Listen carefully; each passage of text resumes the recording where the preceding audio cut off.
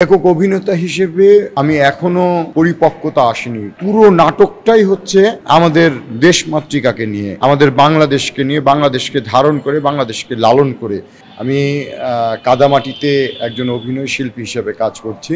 জাগরণী থিয়েটারের এটি ২১তম প্রযোজনা। এটার রচনা করেছেন অনিকেত পাল, নির্দেশনা দিয়েছেন দেবাশিস ঘোষ। কাদামাটি গল্পটি হচ্ছে প্রবাসীদের একাকিত্বের জীবন নিয়ে। প্রবাসীরা প্রায় সারাটা জীবন একাকিত্ব নিয়ে তাদের সন্তান, পরিবার, পরিজনের জন্য জীবনযাপন অর্থ ইনকাম করে, রেমিটেন্স যোদ্ধা হিসেবে দেশের জন্য কাজ করে, কিন্তু একটা পর্যায়ে তারা দ্বিধাদ্বন্দ্বে ভোগে।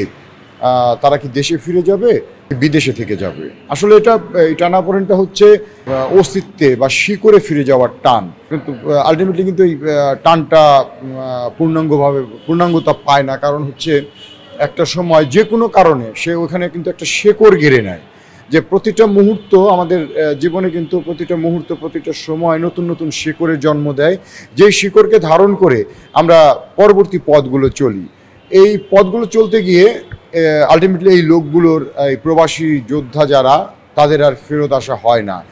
আর একটা সময় সে নিজেকে ফিল করে একাকিত্ব, একজন খুবই রিক্ত একজন মানুষ হিসেবে সে আবিষ্কার করে, যার কারণে সে প্রিভিয়াস তার শৈশব, তার কিশোর, তার যৌবন সে বিভিন্ন সময় সে ফিল করে। এই গল্প নিয়েই মূলত হচ্ছে আমাদের কাদামাটি।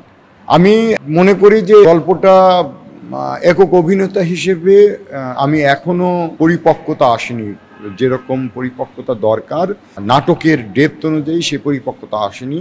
আমি আশাবাদী ২-১টা শো পরে আমি হয়তো আমার এই নাটকের ডিরেক্টর যা চাচ্ছেন সেই জায়গায় চলে আসব। এটি হচ্ছে আমার অপারগতা আমি বলে নিলাম, ব্যর্থতা বলে নিলাম।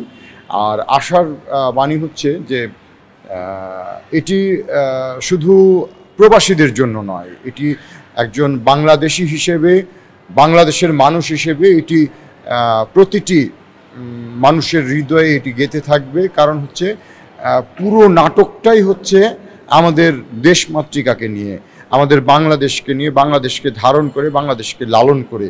সেই জায়গার থেকেই আমরা এই নাটকটাকে তৈরি করেছেন আমাদের অনিকেত পাল, যেটা নির্দেশনা দিয়েছেন দেবাশিস ঘোষ। তিনি অনিকেতদা এই নাটকটি করতে গিয়ে আমরা প্রায় ৮ মাস সময় ব্যয় করেছি।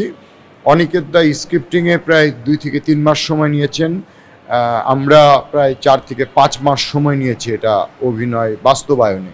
সেদিক থেকে আশাবাদী, আমরা আশাবাদী যে এটি একটি ফ্রুটফুল প্রভাব সমাজের প্রতি, দেশের প্রতি, এবং প্রবাসে যারা বসবাস করেন, বাংলাদেশি যারা জীবনটাকে উৎসর্গ করেছেন রেমিটেন্স আয় করতে করতে, তাদের রিক্ততা, সিক্ততা, অন্তর্গত আর্তনাদ এই নাটকে বহিঃপ্রকাশ পেয়েছে বলে আমি বিশ্বাস করি।